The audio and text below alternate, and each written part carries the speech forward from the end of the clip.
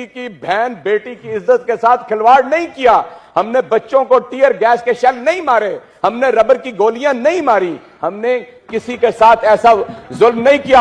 हमने लाहौर के फैसल अब्बास को कि जो लटक रहा था अपनी जान बचाने के लिए डंडे मार मार के उसके हाथ तोड़ दिए, वो वेलकम रजा साहब, आइए। अपनी जान आफरी के सुपुर्द कर दी।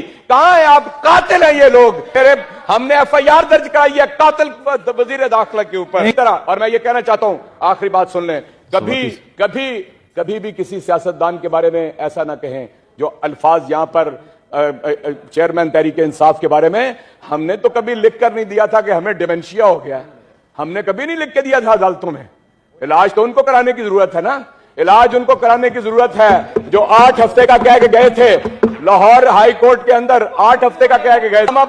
इस्लामाबाद हाई कोर्ट ने मफरूर करार दिया।